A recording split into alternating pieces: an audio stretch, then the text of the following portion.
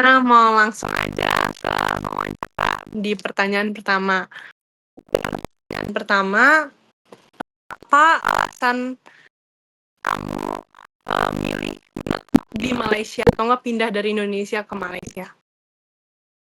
Pertama, saya merasa edukasinya bagus, terus harganya juga masih nggak terlalu mahal dibandingkan sekolah kayak di Singapura atau Aussie. Lalu dekat dengan Indonesia, jadi kalau ada libur panjang masih bisa sering-sering balik atau keluarga bisa kunjungin ke Malaysia.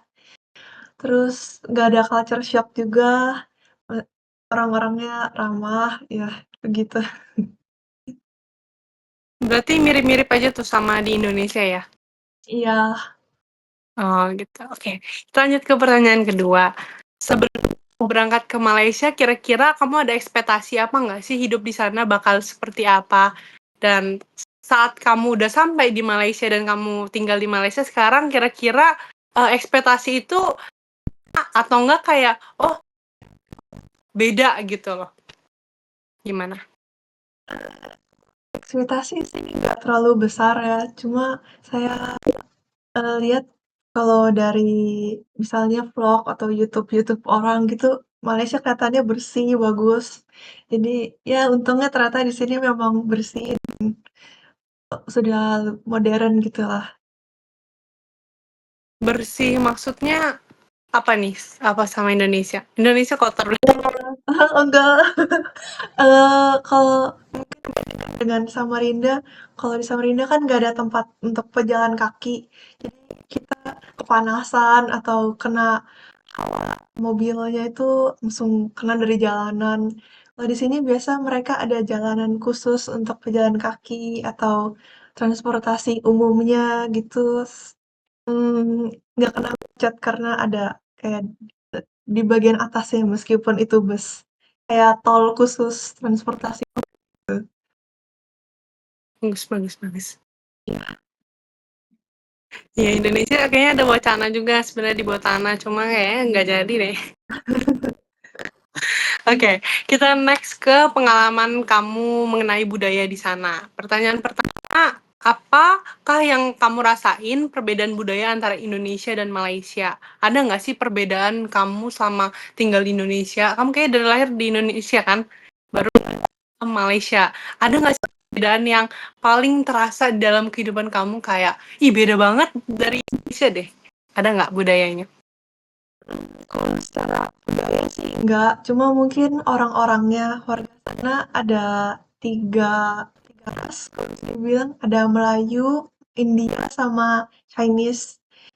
Kalau di sini kan kebanyakan ya warga Indonesia aja. Jadi Hmm. secara bahasa biasanya ngomongnya pakai bahasa Inggris atau kalau sama warga Melayu pakai ya bahasa Indonesia mereka masih paham. Pernah pakai bahasa Mandarin? Ya kalau sama orang yang Chinese nggak bisa terlalu Inggris gitu terpaksa ngomong Mandarin. Oh gitu. Pertanyaan kedua, apakah ada budaya atau kebiasaan yang dari Malaysia tanpa kamu sadari itu mulai kamu ikuti dalam kehidupan kamu? Udah ya tadi ya kamu bilang selain bahasa deh, budaya apa yang kamu harus kayak mengikuti gitu loh? Karena di sana kehidupannya seperti ini, berbeda sama Indonesia. Selain bahasa. Mungkin kalau di kelas secara edukasi gitu ya, biasa kan di Samarinda itu orang-orangnya sangat kompak, saling membantu, kayak satu kelas itu seperti satu kelompok solid gitu. Kalau di sini lebih individualismenya kerasa sih. Jadi kalau mungkin menurut saya kalau terlalu pedulian sama orang itu malah dilihat aneh gitu. Mirip-mirip sama Jepang ya berarti ya, individualis. Ya mungkin ya, mungkin karena ini gabungan dari banyak suku gitu. Ada yang dari luar negeri, misalnya dari Afghanistan atau Kenya. terus yang dari Cina juga ada, orang lokal sini ada, yang India ada. Jadi lebih terpisah-pisah gitu. Oh, jadi they're minding their own business aja kali ya? Oh, Oh, jadi sekarang Nadia tipe kalau orang yang nggak terlalu peduli deh, supaya nggak aneh gitu dilihat gitu ya Nadia sekarang. Jadi,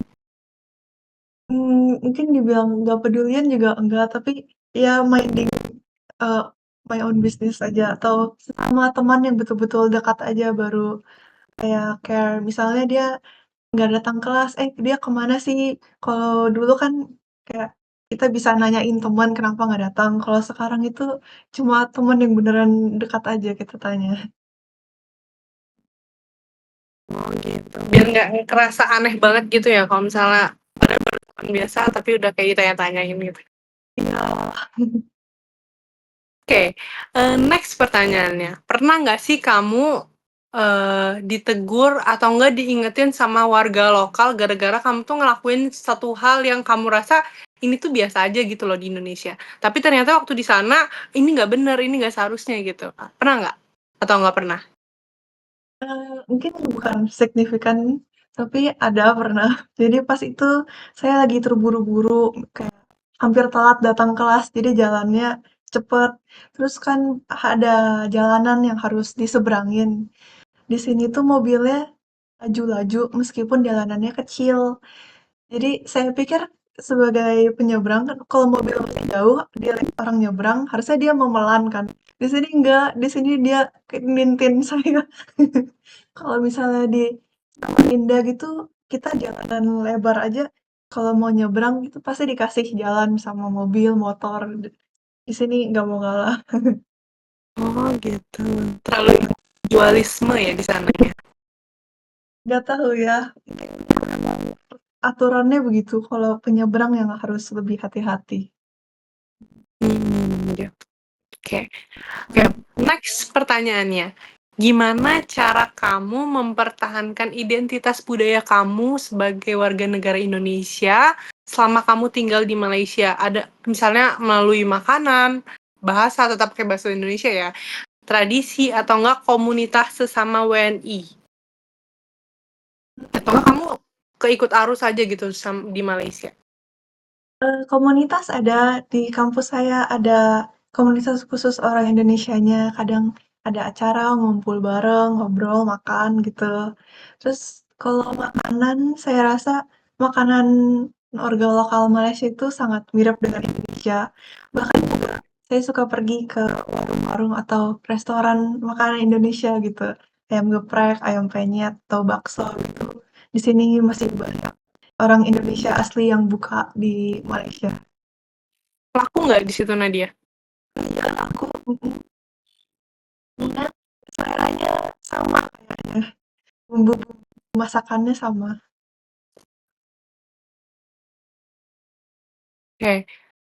Pernah nggak sih kamu ngerasa terlalu asing buat negara tempat yang ditinggal sekarang, tapi kamu udah ngerasa sepenuhnya cocok sama negara waktu kamu kemarin ke Indonesia, kamu ngerasa kayak, kok kayak agak terlalu asing ya Indonesia ini ya? Udah nggak sama itu lagi gitu loh, feeling-nya sama yang dulu. Untungnya sejauh ini belum. Enggak,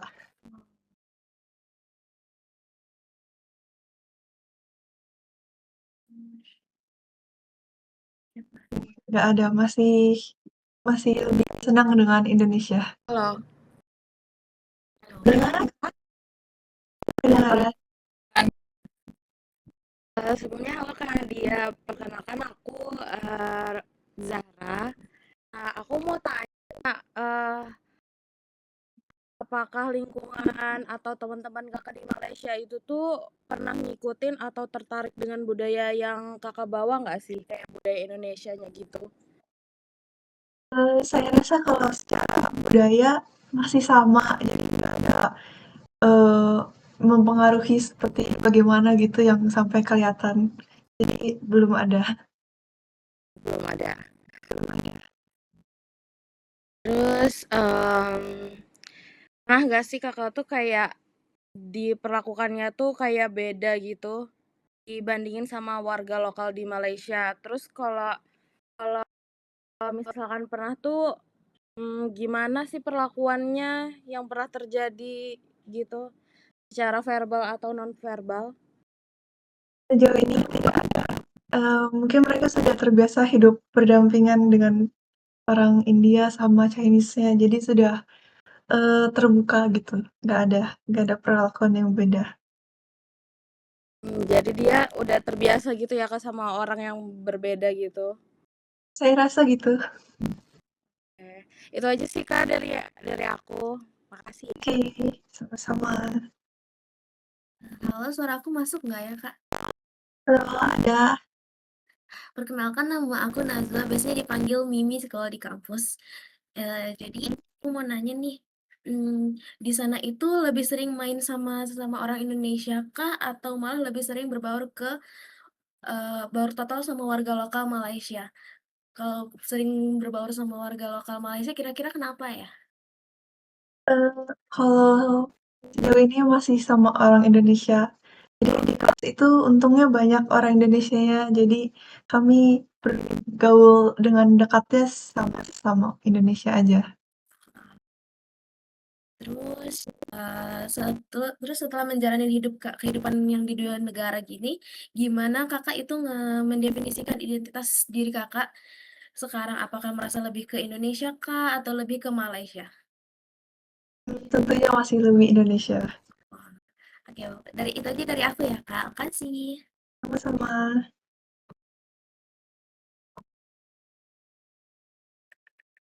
Halo, ada masuk suaranya? Halo Kak, ada. Kenalkan, nama aku Brenda, biasa dipanggil Brenda. Jadi aku izin nanya nih Kak, selama di Malaysia itu, apakah masih sering ngikutin kabar dari Indonesia, entah itu kayak berita, isu sosial, atau momen penting kayak pemilu, dan apakah itu bikin ngerasa tetap nyambung sama Indonesia, atau justru makin kerasa jauhnya? Kayak ya, oh ternyata sejauh ini ya sampai aku harus ngikutin kabar atau dengan sering ngikutin kabar jadi ngerasa oh iya masih bisa relate gitu. Sebenarnya kalau pas saya di Indonesia pun nggak hobi nonton berita di TV sih, jadi nggak terlalu signifikan. Mungkin lihat berita masih ada, tapi di Reels, di IG gitu, atau dari ngobrol-ngobrol sama orang tua, misalnya lagi ada isu yang panas, BBM naik atau apa gitu, saya masih tahu. Oh iya, oke sih. Makasih Kak atas responnya. Sama-sama.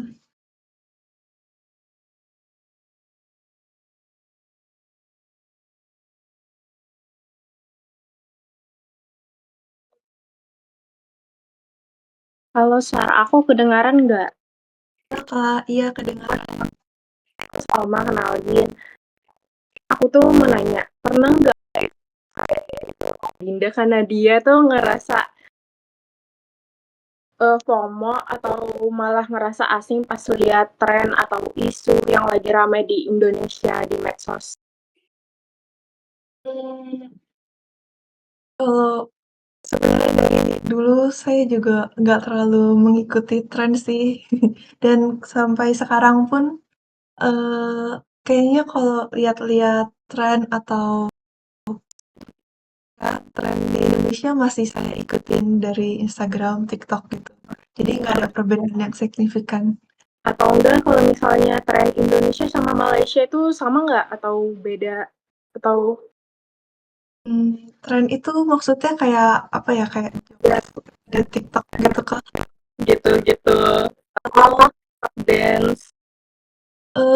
saya malah nggak tahu di Malaysia trennya seperti apa, karena FYP saya masih Indonesia. Oke. Terima kasih. Sama-sama.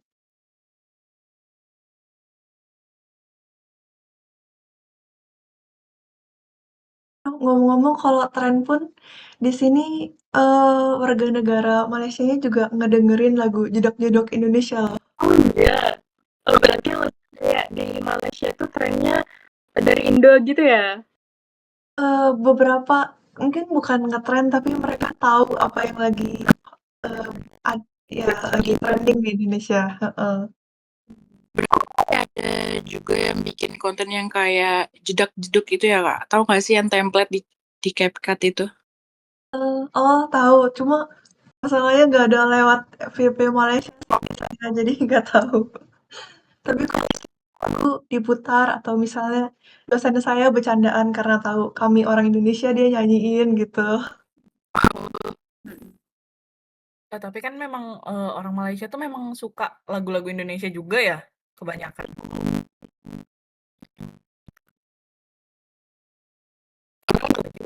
Kan kalau yang kita tahu kan, eh, batik itu Malaysia kan juga ngeklaim ya kalau nggak salah.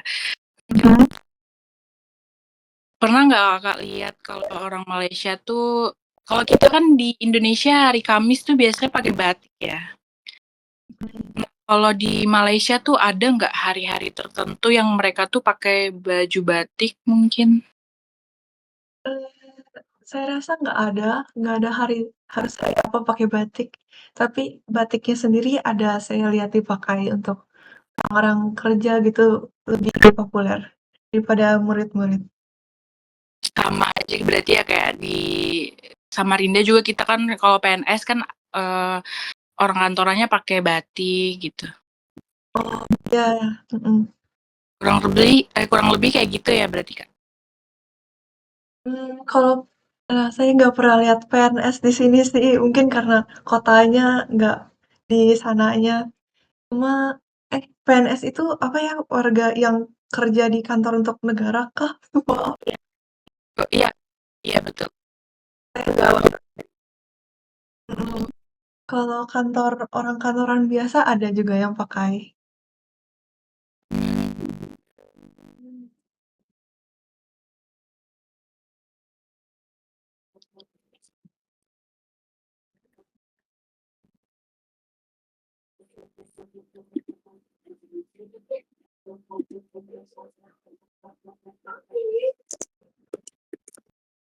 Oke, mungkin, dari yang aku dengar dari semua jawabannya Nadia, mungkin aku dapat simpulin bahwa ternyata Indonesia sama Malaysia kayak nggak sebeda jauh itu juga ya.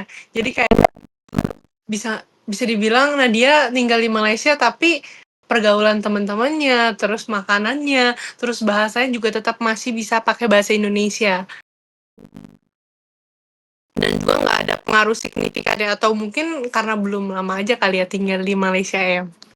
Iya kali ya, tapi saya lihat teman-teman kayak kakak kelas saya, bukan kakak kelas sih, kayak kenalan aja yang dulunya kuliah di Malaysia, dia juga nggak ada perbedaan yang gimana banget pas sudah pulang. Jadi kalau biar tinggal di Malaysia itu tetap ngerasa kayak di Indonesia gitu ya? Iya, warga sini juga ramah-ramah, apalagi orang Melayunya. Kayak mereka lihat kita orang Indonesia, mereka sangat welcome gitu, kayak, ih ini negara tetangga. Bener sih, bener.